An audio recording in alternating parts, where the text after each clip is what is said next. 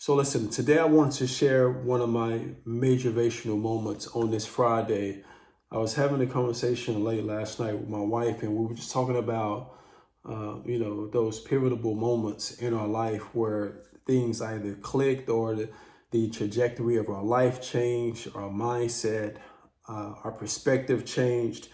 And I always tell her, and I tell other people, the biggest turning point was me in between 13 and 16 years old when I began boxing, discipline, habits, practicing, playing sports. But it also attributed to the men that were placed in my life growing up without a father.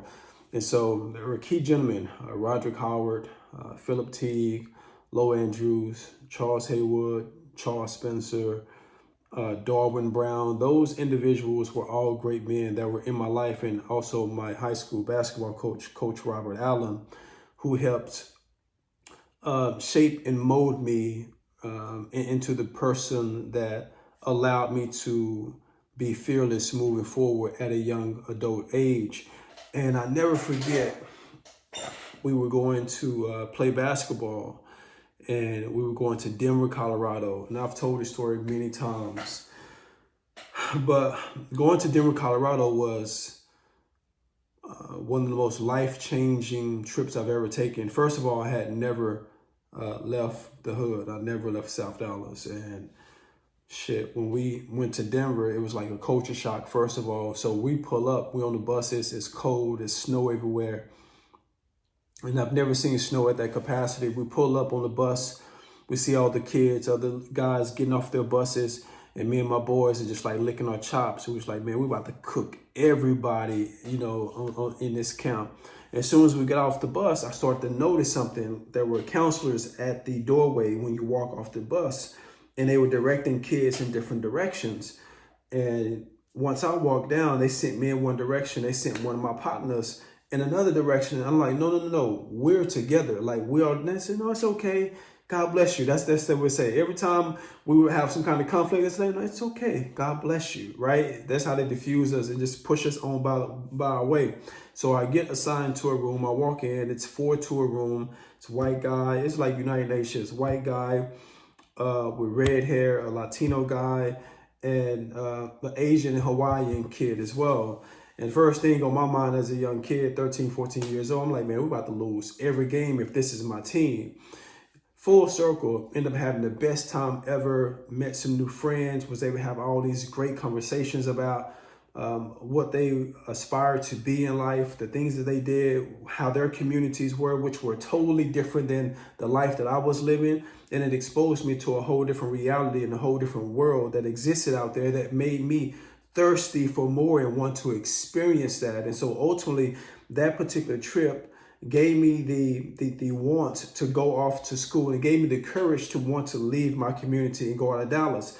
Another story, when I was running for mayor of Pasadena, a guy by the name of James Farr, he was just so perplexed when I first met him. We had a conversation. He was like, in Texas, growing up, I'm sure it was rough. And I was looking at him like, he said, yeah, I'm sure, racism, I was like, well, I don't remember experiencing racism when I was in Texas. And I said, I've never been called a nigger by a white person. And his mind was just like blown, because you're in the South, you're in Texas. But as an adult, I'm able to identify why that was. I never left my community. The skating ring was there, the park was there, the recreation center was there, the projects were there, the corner store was there, and that's it. That's all we had money for, right? Our car was always broken down, so we couldn't go out in the suburbs and experience different things. And it maybe was a good thing, because like I told him, I've never experienced a white person calling me out my name, calling me a nigger. And, that just blew his mind. And so, but once I added more context, he understood why. But I will say that that trip changed my entire trajectory, changed my entire life. And I just want to say thank you to Roderick Howard, Philip Teague, and the Dallas Housing Authority for rounding up a couple knucklehead kids and giving us an opportunity to see more than our communities and our neighborhoods and our surroundings, and put us around other mindsets. And the foundation of it was God led, because it was the FCA, which is the Fellowship of Christian Athletes. I credit the Fellowship of Christian Athletes for changing my entire dynamics of my faith, although I grew up in the church, but to see other people like me and to see other athletes investing so much in the word, because as soon as we got up in the morning, 6:30 in the morning, we would go to the basketball courts and we would sit down and we would do Bible study even before breakfast. So we have 30-minute Bible study. Then we would go to breakfast, and after that, we'll start the activities and playing and competitions and stuff like that. So that's a story I want to share with you guys for Majorvational Friday.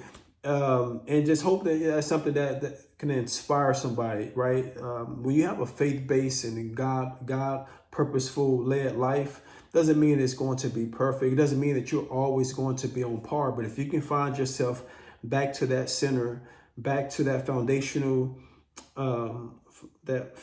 starting point, it will always give you the building blocks to go back and restart, recreate, reemerge. And sometimes you must understand this. A setback could be a setup for a major comeback, if that makes sense. So stay motivated, stay focused, stay faithful, and do the work. Stay up, guys. Peace.